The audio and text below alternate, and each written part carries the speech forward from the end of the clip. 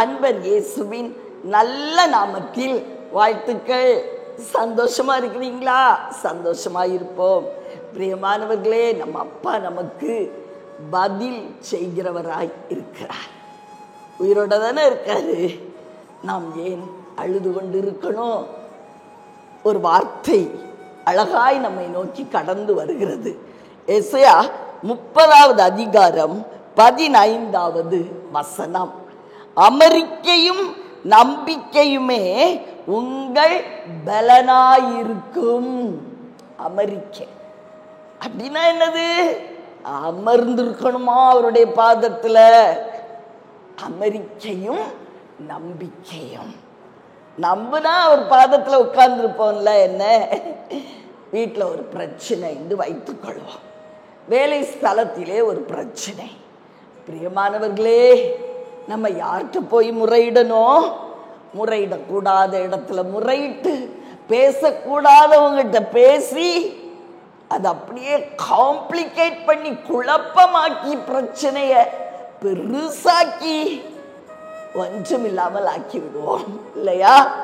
பிரியமானவர்களே, எவ்வளவு வேதனையான சூழ்நிலையிலும் கூட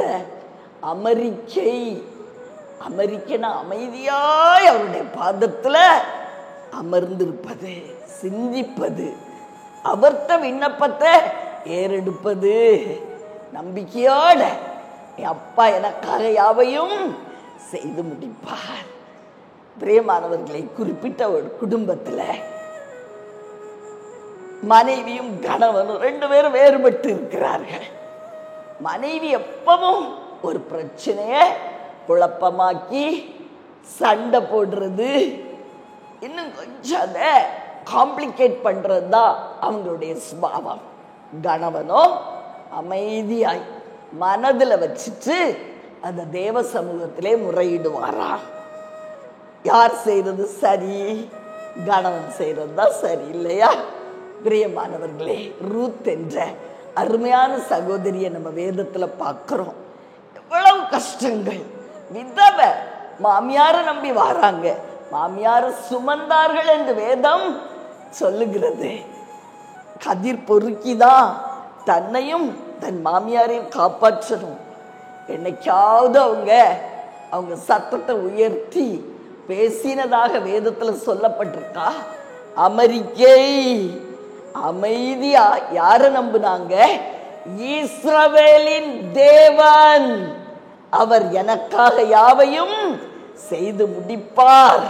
செய்தாரா? செய்யலையா? செய்தார், செய்து முடித்தார். அவங்களுக்காக எல்லாம் அவங்க வருமானத்துக்கு ஏற்பாடு செய்தார் போவாஸ் மூலமாக.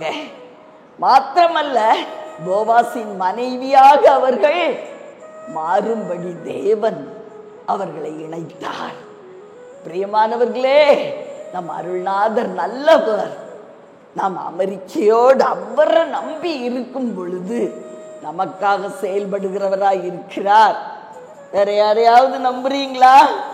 இப்பொழுதே ஒரு தீர்மானம் எடுங்க.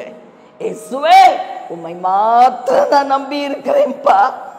நீர்தான் என் பலன், எனக்கு விடுதலை, எல்லாமே நீங்க தான் சொல்லுவீங்களா? நிச்சயமாகவே விடுதலையை கொடுக்க அவர் உண்மை உள்ளவராய் இருக்கிறார்.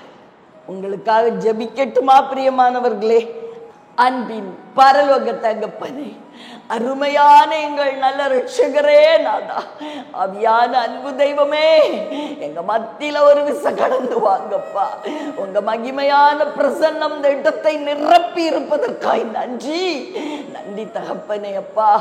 அப்பா, உடைய பிள்ளைகளையும் ஐயா உடைய மகிமை பிரசன்னம் மூடிக்கொண்டு இருக்கிறது நாதா. ஐயா, உடைய பிள்ளைகளுடைய காரியங்கள் எல்லாவற்றையும் நீர் மேற்போட்டு கொண்டு அதை முடித்து கொடுக்க நீர் உண்மை உள்ளவராய் இருக்கிறீர். அமைதியா உங்க பாதத்தில் அவர்கள் காணப்பட கிருபை செய்யும். சண்டைகள், சச்சரவுகள் வேண்டவே வேண்டாம். நீர் சமாதான காரணர். காரியத்தை முடிச்சு கொடுப்பதற்காய் நன்றி.